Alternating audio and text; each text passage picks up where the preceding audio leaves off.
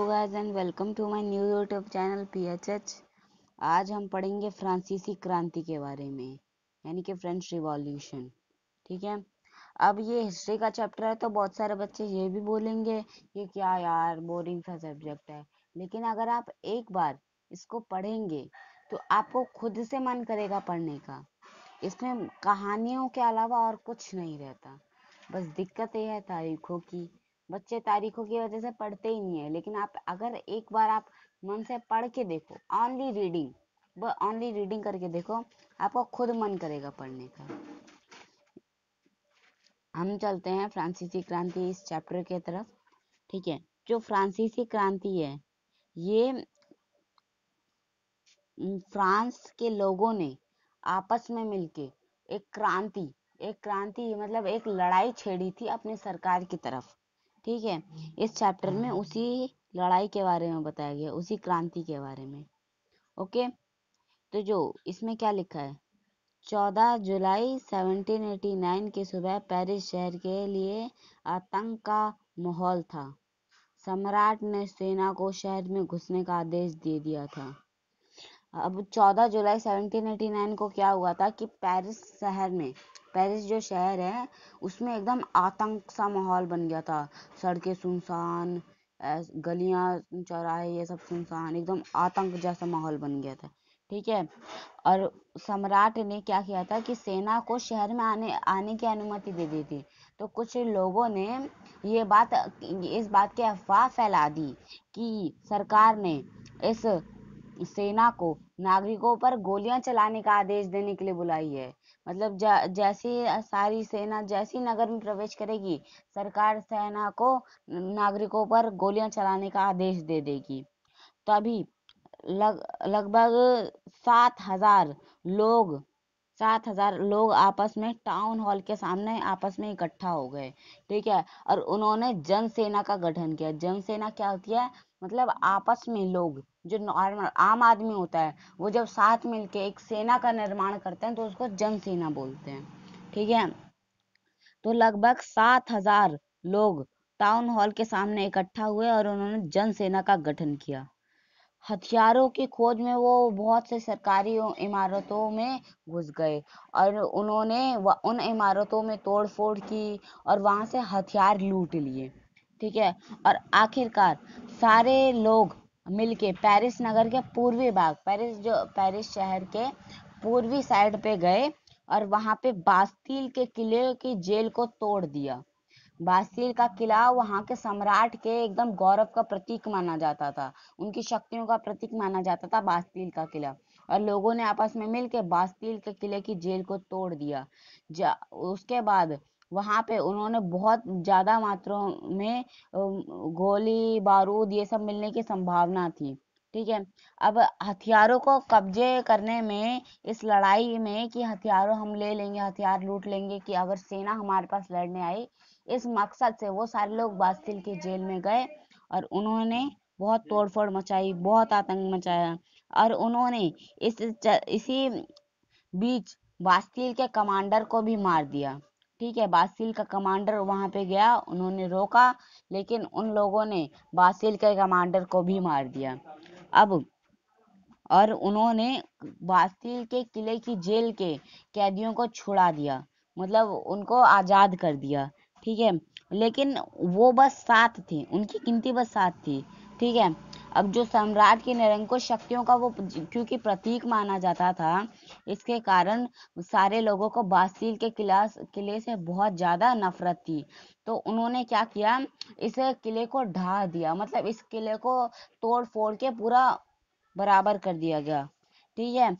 और कुछ लोगों ने इस किले के जो अवशेष बचे थे, मतलब कोई पत्थर या इनकी कोई याद वगैरह, इन सब को एक मतलब एंटिक पीस होते हैं ना, तो उन उन एंटिक पीस लेने के चक्कर में कुछ लोगों ने उनको शहर में जाके बेच दिया। ठीक है।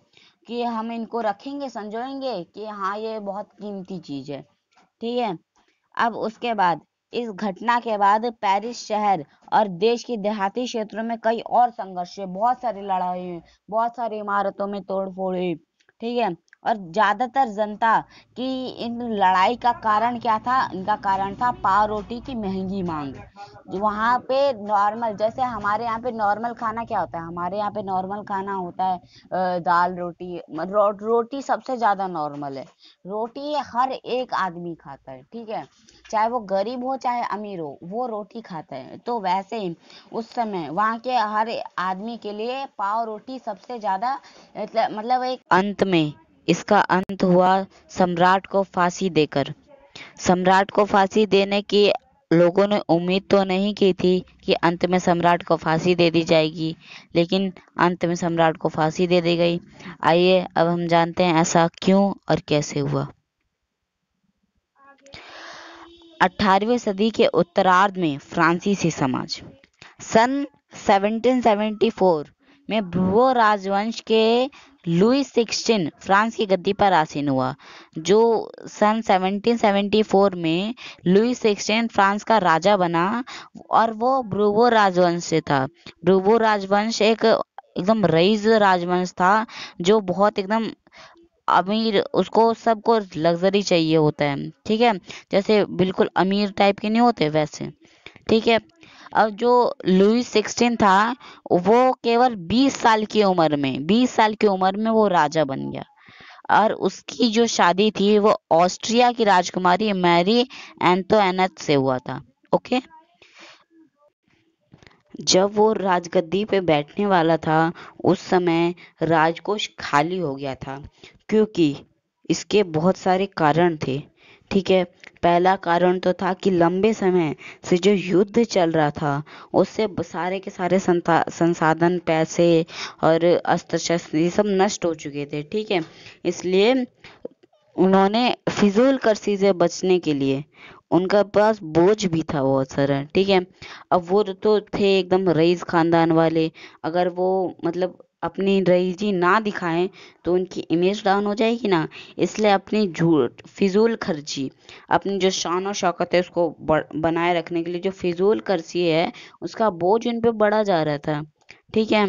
और जो क्या बोलते हैं लुई 16 था, जब वो राजा था उस समय में फ्रांस ने अमेरिका के 13 उपनिवेशों को, मतलब जो फ्रांस था उसने अमेरिका के 13 राज्य को शत्रु ब्रिटेन से आजाद कराने में सहायता की थी।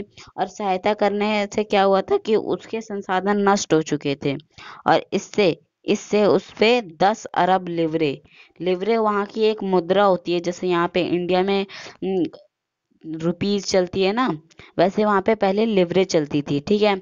अब 10 अरब लिवरे से भी ज्यादा कर्ज चढ़ गया, जबकि उस पे पहले से ही 2 अरब लिवरे का बोझ चढ़ा हुआ था। उस पे पहले से 2 अरब लिवरे का कर्ज था और ऊपर से 10 अरब लिवरे का कर्ज और हो गया, ठीक है। और जो कर्जदाता थे वो सरकार से 10% ब्याज की मांग कर रहे थे कि भाई हमें 10% ब्याज दो हमारा, ठीक है।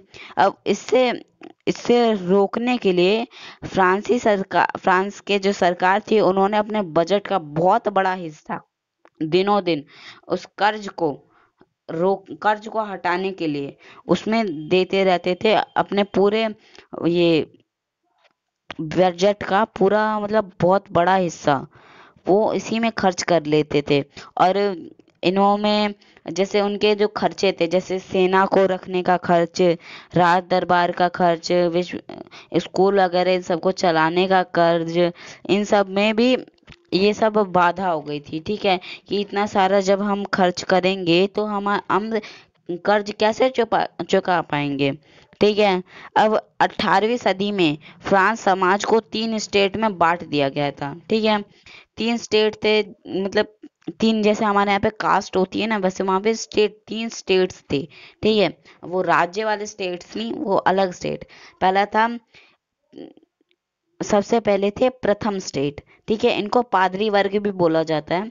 सबसे पहले थे प्रथम स्टेट, इनको पादरी वर्ग बोला जाता है, क्योंकि इस स्टेट में जो वहाँ के जो चर्च में जो पादरी होते थे ना, जिनको हम ऐसे बोलते हैं फादर फादर करके, वो वो सारे जो लोग थे वो प्रथम स्टेट में आते थे। उसके बाद द्वितीय स्टेट में आते थे कुलीन वर्ग, मतलब जो पहले से ही उस कुल के हों, मतलब बड़े घराने के हों, ठीक है, उनको कुलीन वर्ग बोला जाता था। और आखिरी और तृतीय स्टेट में छोटे बड़े किसान, मजदूर और कुछ बड़े भी लोग थे, कुछ अमीर लोग थे, वो सब तृतीय स्टेट में आते थे। और ये बात थी कि बस तृतीय स्टेट ही कर चुकाता था, जो टैक्स होता था वो बस तृतीय स्टेट ही करता था। प्रथम स्टेट और द्वितीय स्टेट को इनसे छूट मिल रखी थी, ठीक है। अब जो वर्ग में बटा था, स्टेट्स में बचा था फ्रांसीसी समाज, वो मध्यकालीन सामंती व्यवस्था का अंग था। मतलब जो वहाँ की सामंती व्यवस्था थी उसका एक पार्ट था, ठीक है। अब उन्होंने सन 1789 से पहले फ्रांसीसी समाज के एवं संस्थाओं के लिए ये होती थी सामंती व्यवस्था, प्राचीन राजतंत्र बोला जाता था। वो सन 1789 से पहले फ्रांसीसी समाज और बहुत सारी संस्थाओं के लिए होता था, ठीक है। अब ये आप चित्र 2 में, जैसे ये बोला, चित्र 2 में ये वर्ग व्यवस्था को दिखाता है कि प्रथम स्टेट, द्वितीय स्टेट और ये लास्ट में तृतीय स्टेट, ठीक है। और पूरी आबादी का 90%, मतलब पूरी जो जनसंख्या थी उनका 90% किसान थे। वो उनका बस 10% बाकी के और लोग थे। लेकिन जो जमीन के मालिक किसान, मतलब वो किसान जिनके पास खुद की जमीन हो, ठीक है, वो किसान बहुत कम थे, ठीक है। क्योंकि लगभग पूरे उनकी जमीन की लगभग 60% जमीन कुलीनों, चर्च और तृतीय स्टेट के जो अमीर लोग होते थे उनके पास थी। ये पूरी 60% जमीन तो उन्हीं के पास चली गई थी, ठीक है। और जो दो स्टेट थे, प्रथम और द्वितीय स्टेट, उनको कुछ विशेष अधिकार प्राप्त थे, ठीक है। उनको कुछ पावर्स दे रखी थी जन्म से, ठीक है। और इनमें सबसे पहला था कि उनको कर नहीं देना पड़ता था, उनको टैक्स नहीं चुकाना पड़ता था। टैक्स बस तृतीय स्टेट के लोग ही चुकाते थे, ओके। और उनको सामंती व्यवस्था में से और भी कुछ विशेष अधिकार हासिल थे, जैसे कि वो किसानों से सामंती कर वसूला करते थे, ठीक है। वो किसानों से टैक्स लिया करते थे, बताओ। किसान जो होते थे उनको दो तरह को से टैक्स देना पड़ता था। उनको सबसे पहले देना होता था टाइड। टाइड क्या होता है? टाइड वो टैक्स होता है, उसका धार्मिक कर बोला जाता है, कि ये चर्च के लोग किसानों से वसूला करते थे, किसानों से लिया करते थे, ठीक है। और जो इन इसके ऊपर से भी तीसरे स्टेट को सरकार को भी कर देना पड़ता था, दो दो लोगों का कर चुकाना पड़ता था। एक तो चर्च को टाइड के रूप में और सरकार को टाइल के रूप में, ठीक है। अब इन्होंने, सरकार ने बहुत सारे दूसरे कर, अप्रत्यक्ष कर भी लगा रखे थे, जैसे नॉर्मल की चीजों पे, जैसे नमक, तंबाकू, इन सब की चीजों पे भी उन्होंने कर लगा रखे थे, ठीक है। अब काम काज, जो इस प्रकार जो काम काज है, इसका सारा बोझ एकदम मध्यम वर्ग, मतलब ये तृतीय स्टेट के लोगों से ही वसूला जाता था। तृतीय स्टेट के लोग ही इनका कर चुकाते थे। और ज्यादातर इन जो कर्ज था उस पे, फ्रांस पे, वो तृतीय स्टेट के लोगों द्वारा ही चुकाया जाता था। अगला टॉपिक है जीने का संघर्ष, ठीक है। तो इसमें जो फ्रांस की जो जनसंख्या है 1750 में 2.3 करोड़ थी, जो 1789 में 2.8 करोड़ हो गई, ओके। अब जो इससे क्या हुआ कि अनाज उत्पादन पहले की तुलना में उसकी मांग काफी तेजी से बढ़ने लगी। अब भाई ज्यादा लोग होंगे तो ज्यादा अनाज की जरूरत होगी, ज्यादा जो संसाधन होंगे उनकी जरूरत होगी जनसंख्या बढ़ने से, ठीक है। तो ज्यादातर जो कारखानों में जो मजदूर थे, उनके उनकी जो वो थी कीमत, वो मालिक तय किया करते थे, ठीक है, ज्यादातर, ठीक है। और उन लोगों का खाद्य, मतलब मेन खाना था उनको पाव रोटी। और ज्यादातर पाव रोटी की ही कीमत बढ़ती थी। जो पाव रोटी का जो कारखाना था, तो पाव रोटी के मालिक ही तय करते थे उसके रेट की, वो कितने में बिकेगा, ठीक है। और अमीर और गरीब थे, वो उनके मतलब चौड़ी स्थितियां हो ही जा रही थी। अमीर अमीर होता जा रहा था और गरीब गरीब से बहुत बुरी तरीके से गरीब हो रहा था।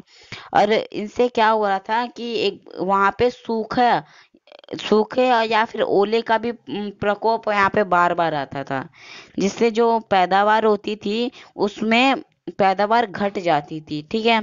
अब जो रोजी रोटी का संकट पैदा हो जाता था यहाँ पे, जो वहाँ पे खाने पीने का इन सब का जो संकट पैदा हो जाता था, इसको जीविका संकट बोलते हैं। मतलब ऐसी स्थिति, ऐसा स्टेज जहाँ पे वो जीवित रहने के लिए, जिंदा रहने के लिए कम से कम साधन भी खत्म हो जाए। ठीक है।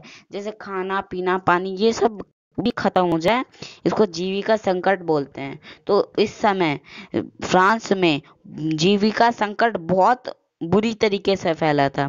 ठीक है। अब पहले जो कर बढ़ा हुआ था और ऊपर से अकाल आ गया था, इस समय किसान और जो कामगार थे, यानी कि जो मजदूर लोग थे, वो विद्रोह कर चुके थे, क्योंकि उनके जो बुद्धि उनके पास सामाजिक और आर्थिक व्यवस्था में बुनियादी बदलाव लाने के लिए संसाधन या फिर कार्यक्रम नहीं थे कि वो अपनी जो व्यवस्था है उनमें बदलाव ला सके। ओके। अब उन्होंने ये जिम्मेदारी तृतीय स्टेट के लोगों को दे दी गई थी। ओके। जो तृतीय स्टेट के लोग थे उन्होंने ये जिम्मेदारी उठाई और समृद्ध और शिक्षित होकर नए विचारों के संपर्क में आ गए। मतलब वो पढ़ाई लिखाई करके मतलब नए विचारों में आ गए कि हमें ऐसे करना है, ऐसे करना है, ऐसे करेंगे, ये नई चीजें लाएंगे तो हमारी पैदावार बढ़ेगी, ये सब। ठीक है। 18वीं सदी में एक नया सामाजिक समूह उदय हुआ, एक नया सामाजिक समूह आया जिसको मध्यम वर्ग बोला गया। ठीक है। अब इन्होंने क्या किया, ऊनी और रेशम के कपड़ों पे अपने पूरी संपत्ति खर्च किया करते थे। ऊनी और रेशम के कपड़ों का निर्यात किया जाता था, उनको बेचा जाता था, और ये बाकी के समाज के जो अमीर अमीर लोग थे वो उनको खरीद लेते थे। जो तृतीय स्टेट था, इनमें सौदागर मतलब जो सौदा करते हैं और निर्माताओं के अलावा प्रशासनिक सेवा व वकील जैसे पेशेवर लोग भी शामिल थे। तृतीय स्टेट में इन लोगों के साथ साथ वकील और प्रशासनिक सेवा से जुड़े लोग ये सब भी शामिल थे, जो एकदम पेशेवर थे, मतलब पढ़े लिखे थे। ठीक है। और ये सभी पढ़े लिखे थे, ये मानते थे कि समाज को किसी भी समूह के पास जन्म जन्म से विशेष अधिकार नहीं होना चाहिए। मतलब किसी भी समूह के पास अब जन्म से विशेष अधिकार नहीं होना चाहिए। जैसे पहले दो स्टेटों के पास जन्म से विशेष अधिकार थे कि वो कर नहीं देते थे और बहुत सारे विशेष अधिकार प्राप्त थे। ये सब हटाने के लिए तृतीय स्टेट के कुछ लोगों ने जिम्मेदारी उठाई और इसके खिलाफ विद्रोह किया। ठीक है। अब किसी भी व्यक्ति की सामाजिक हैसियत का आधार उसकी योग्यता होनी चाहिए। उन्होंने ये कहा कि अगर किसी को हमें छूट देनी है, किसी को विशेष अधिकार देना ही है, तो उसकी हैसियत से दो, सामाजिक हैसियत से और उसकी योग्यता से। ठीक है। अगर वो इसके लिए योग्य है, ठीक है, अगर वो ज़्यादा पढ़ा लिखा है, जैसे अभी होता है कि हाँ हम ये डिग्री प्राप्त कर लेंगे तभी हमें इस चीज़ की नौकरी मिलेगी। ठीक है। हमें बचपन से ऐसे नहीं होता कि हम स्कूल में पैदा हुए हैं तो हमें ये नौकरी मिल ही जाएगी, हम पढ़े लिखे या कुछ ना करें तभी भी। ठीक है। अब ये जो लोग थे, ये स्वतंत्रता, समान नियमों तथा समान अवसरों के विचार पर आधारित समझ की यह परिकल्पना जॉन लॉक और जियो जाक रूसो जैसे दार्शनिकों ने प्रस्तुत की थी। अब बहुत सारे लेखक और पत्रकार थे, उन्होंने इस पे अपने विचार प्रकट किए। ठीक है। जैसे यहाँ पे दो लोग हैं, जॉन लॉक और जियो जाक रूसो, ये दो लोग हैं, इन्होंने अपने विचार प्रस्तुत किए। इन्होंने अपने टू ट्रेटाइज ऑफ गवर्नमेंट में इसकी बात लिखी। जॉन लॉक ने राजा की दैवी और निरंकुश अधिकारों के सिद्धांत का खंडन किया। उन्होंने राजा के इन सिद्धांतों का खंडन किया और उनको रोका। ठीक है। जो रूसो थे, इन्होंने भी इस विचार को आगे बढ़ाने के लिए बहुत कोशिश की। ठीक है। इन्होंने मॉन्टेस्क्यू भी एक राइटर थे। उन्होंने the spirit of the laws नामक एक रचना में सरकार के अंदर विधायिका, कार्यपालिका और न्यायपालिका के बीच सत्ता विभाजन की बात कही। ठीक है। अब ये उन्होंने जो उनकी विधायिका, कार्यपालिका और न्यायपालिका है, इनके बीच जो सत्ता का विभाजन हुआ है, इसकी बात कही। जब संयुक्त राज्य जो अमेरिका था, उसमें 13 उपनिवेशों ने ब्रिटेन से खुद को आजाद घोषित कर दिया, तो वहाँ इसी मॉडल की सरकार बनी। ठीक है। अब फ्रांस के राजनीतिक चिंतकों के लिए अमेरिकी संविधान और उसमें दी गई व्यक्तिगत आधारों की गारंटी प्रेरणा एक महत्वपूर्ण स्रोत थी। जो फ्रांस के जो राजनीतिक चिंतक थे, वो अमेरिका अमेरिका के संविधान और उसमें दी गई अधिकारों की गारंटी जो है, उससे उससे बहुत उन्होंने प्रेरणा का स्रोत था, उनके उनके लिए प्रेरणा का वो स्रोत था।